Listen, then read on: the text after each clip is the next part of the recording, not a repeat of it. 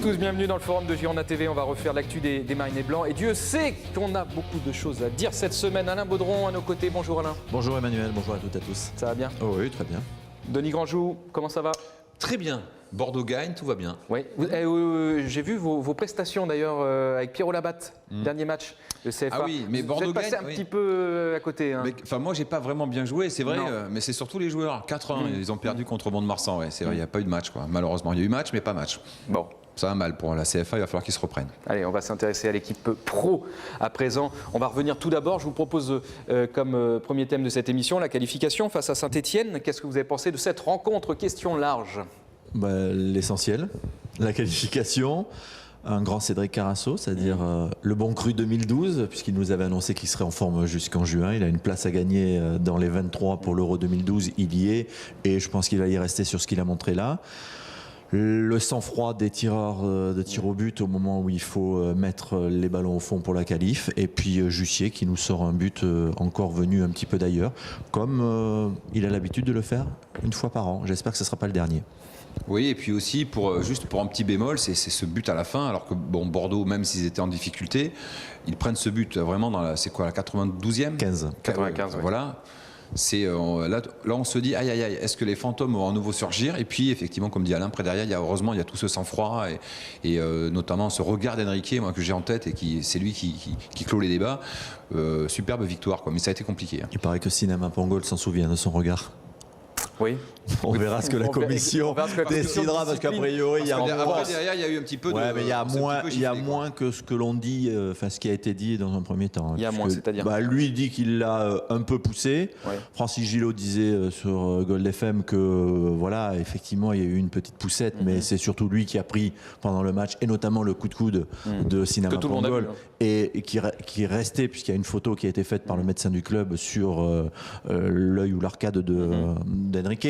Donc on va voir ce que la commission va décider, mais de là à penser que Enrique prenne 8 matchs, moi j'y crois pas. Ça serait un sacré coup dur, hein. 8 matchs, ça fait 2 mois de compétition. Ça ferait jusqu'en mars. Ça ferait jusqu'en mars. Alors la commission de discipline de la FFF est moins, on va dire, entre guillemets, réactive que celle de la Ligue, donc elle se réunirait. Non, c'est pas qu'elle est moins réactive, c'est qu'elle se réunit. Oui. Il faut convoquer les joueurs. Ils ont 15 jours à 3 semaines pour se défendre, comme la Ligue. Pour se préparer, oui. Donc ils vont monter leur dossier et on saura ça fin janvier. Fin janvier, mais par contre, 15 jours. Oui, fin janvier, début février. Mais attention, cette commission est plus sévère que celle de la Ligue. Exactement. Au niveau de la fédération, on est beaucoup plus sévère. Ouais, mais il n'y aura pas 8 matchs. C'est pas possible. Moi, je crois pas. 3 éventuellement, mais pas 8. 2-3 matchs, quoi. Mais ça serait déjà embêtant. Mais les deux prendront. Hein. C'est déjà embêtant parce que Lamine Sané est parti à la Cannes.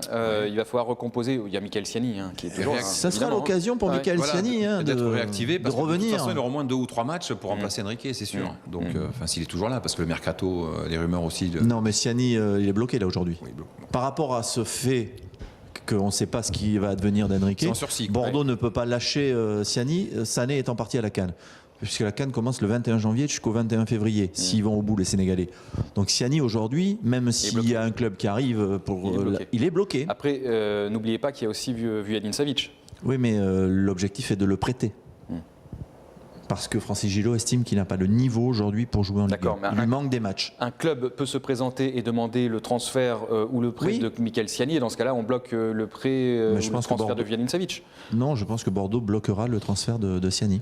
D'accord. Bon, déjà, attendons la décision aussi par rapport à Enrique. Mais moi, j'ai quand même, au-delà, bon, c'est embêtant ce qui s'est passé après, mais c'est quand même, au niveau du match, c'est révélateur de cette forme quand même assez éclatante d'Enrique en ce moment, et du poids qu'il a à tous les niveaux. Aujourd'hui, c'est un titulaire indiscutable. Il était très bon. On avait Yoann Gouffran sur le plateau avant-hier, qui a regardé le match devant son poste de télévision, puisqu'il n'était évidemment pas du déplacement.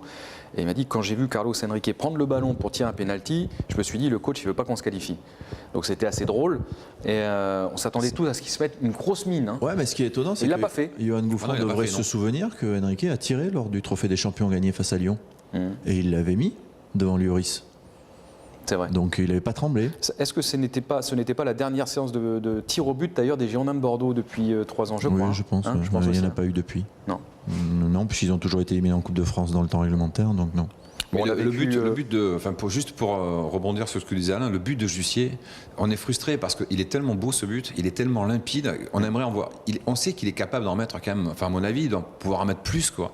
Et Alain rigole avec ça, enfin c'est normal, avec ironie un par an, mais c'est vrai que pour beaucoup d'observateurs, tiens, c'est le réveil de Jussier, alors que tout le monde s'accorde à dire que c'est un sacré joueur quoi, et qui peut faire à tout moment, mais il le fait pas assez souvent. J'aimerais bien que ça soit le point de départ de, je dis pas à chaque match, mais bon, au moins tous les 2-3 matchs qu'il nous met des buts comme ça, il peut quoi. Et puis, ce qui a été étonnant, c'est que c'est son véritable premier ballon après 35 minutes de jeu. Ouais. Parce que dans les 35 premières minutes, j'ai pas souvenir qu'il ait touché On l'avait deux pas ballons. vu, non mais soyons clairs. On l'avait pas beaucoup vu. Et puis là, il reçoit ce ballon d'Enrique et il met le ballon au fond. C'est magnifique.